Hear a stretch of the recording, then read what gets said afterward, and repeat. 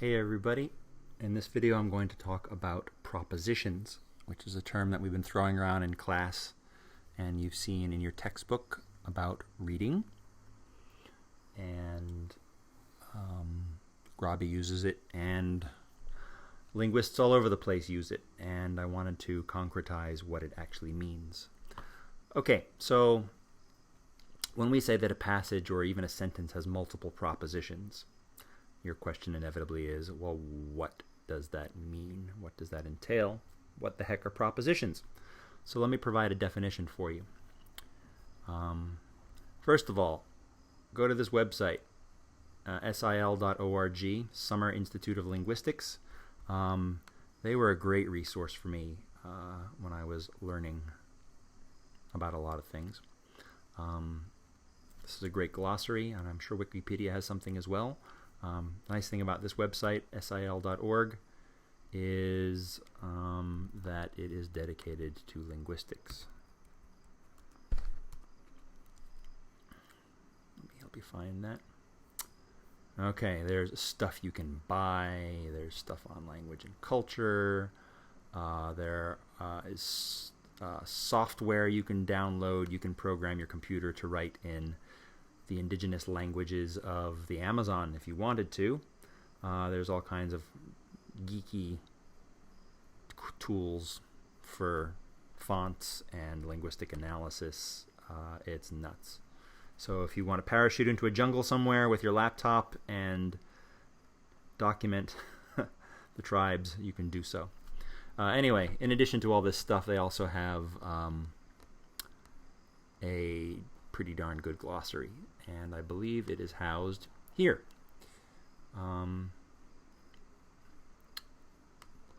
Links. Never mind, I take it back. Anyway, I Googled it, and this is what I found. So, what is a proposition? Okay, so depending upon who you ask, you are going to get a slightly different answer.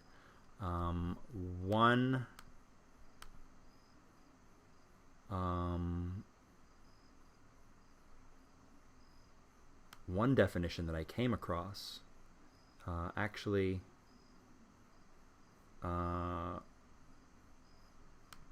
was here, and at first I thought it was good because it provided a quick definition. This is for some Bible study, and this person provided a basic definition of not only discourse analysis but process in particular. And this person explains what a proposition is. It is basically a statement. It has a verb and a subject. Okay. And apart from that, there are many things that are added onto a proposition to make it into a sentence. Okay. Direct objects, adjectives, and adverbs. And the example that this person gives below is, I went to the store. It has a subject and a verb. To the store really just explains the proposition more. So basically this person identifies, I went to the store, that the proposition is there's I and there's an act of going somewhere. Okay. We drove to the mountains and went hiking, and this person argues that there are two propositions. We drove and we went hiking, and following this person's definition. My big fat greedy brother ate my taco when I wasn't looking. Two propositions: my brother ate and I wasn't looking, and the fact that greedy fat brother is just extra information. Okay, so this is a pretty narrow definition of a proposition, and in my training this wasn't forcibly the one that we used. The one I'm more familiar with, and the one I'm more at ease with, is a proposition definition that, see if I can find it, proposition definition that is a little bit more elaborated, to tell you the truth, or a little bit more expanded. Proposition is that part of a meaning of a clause or sentence that is constant despite changes in things such as voice, that is to say passive or active, or illocutionary force, that is to say the thing that you intended to communicate versus what the actual sentence says in absolute terms. Okay, and then we can get into things that are far more complicated, which I believe the Mann and Thompson article in your reading packet deal with. But here's a great example. So here we take basically a sentence. The tall, stately building fell. And they break it down into multiple propositions. And this is what I'm more accustomed to. Basically statements of fact. The building is tall, the building is stately, and the building fell. So this, of course, is the main verb, but we have a copular verb here, basically running it as an adjective. Okay? So this is what I am in practice of doing. The common content of each of the following utterances in a proposition. Alec ate the banana was eaten by Alec. Did Alec eat the banana? And Alec eat the banana. Okay? Basically the same kinds of concerns or questions, even though one is a question, it's really about this idea of Alec eating a banana. Right? And all of these sentences express the same proposition. Right? And they break it down into the agent. Okay? If you think back on the Shepard-Grell article, she talks about agents, people doing actions, and how people doing actions are packaged grammatically in a particular way. The activity or verb is eat, and the patient, as in linguistic speak for direct object, but this is more a semantic concept that often relates to direct objects. I'll explain that in another video if I have to, is the banana. Okay, so what we're going to do is we're going to work with this definition here. And I have taken an article from the New York Times, and we are going to break it down together. All right. Okay, what we're going to do is operate on this text and take each sentence and unpack as many of the ideas as cleanly possible in each sentence. So I'm going to just create a few separations. This is a very long sentence, so we're in trouble. There are a lot of ideas in this one. We could probably spend the entire tutorial just on one sentence. So be it. All right. It has been 10 years since Hurricane Katrina struck New Orleans, and in the Vietnamese enclave of Village de l'Est, a neighborhood in the remote eastern corner of the city that was extensively flooded, there are now bustling restaurants, tidy homes with well-tended lawns, and a brisk street traffic. Okay, that's a lot of ideas. And gee, I hope an ESL learner doesn't happen upon this one too soon. Don't throw them the New York Times on their first day of class. Okay, let's identify a couple of things. 10 years ago, Hurricane Katrina struck New Orleans. There's a basic one. Well, first of all, Hurricane Katrina struck New Orleans. That's one basic proposition. The strike, if you will, for lack of a better term, was 10 years ago.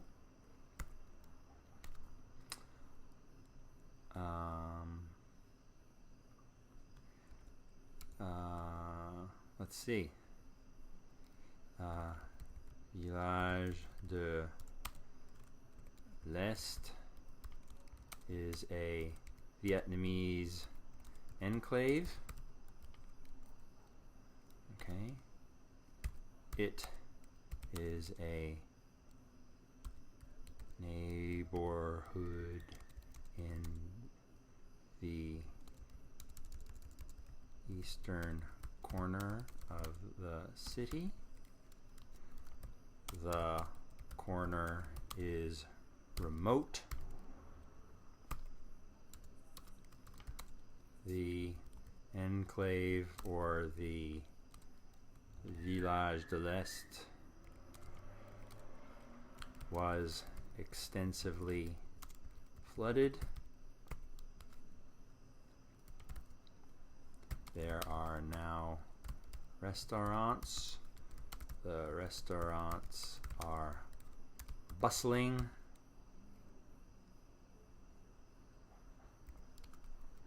There are homes.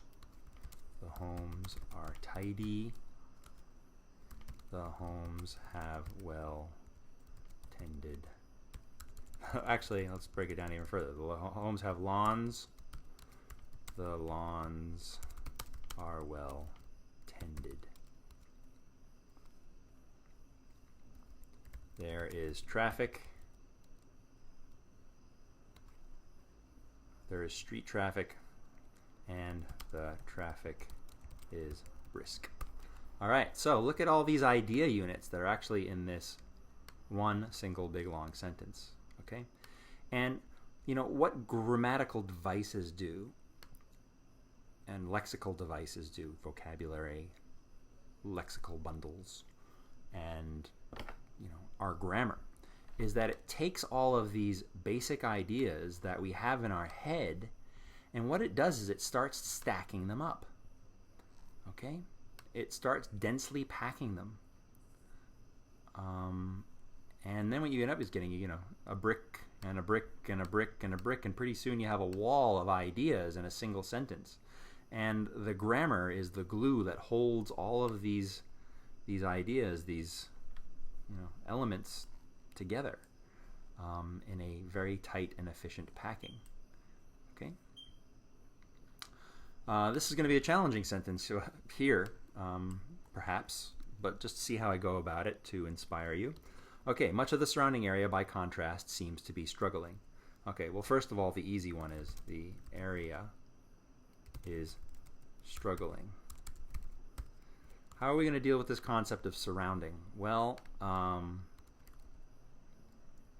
the area is around Village de l'Est, okay?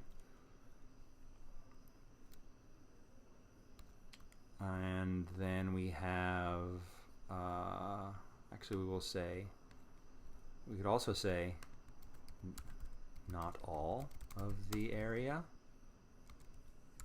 is struggling. You know, if you want to take this concept of much, maybe you want to say most, okay?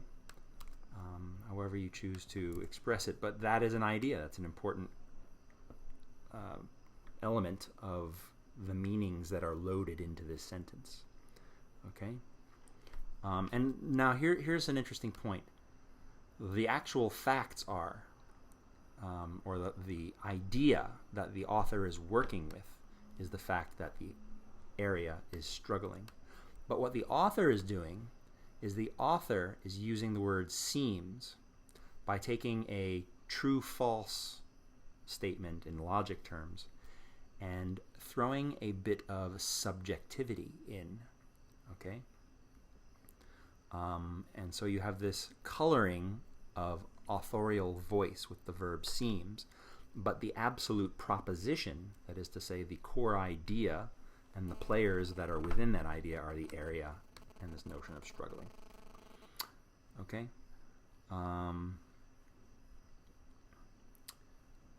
Anyway, I feel pretty confident about this. This one, I'd imagine this is the kind of thing that would be up for debate with my peers, and we would have another sip of whiskey to continue the debate. Okay, so you see how that's done. All right.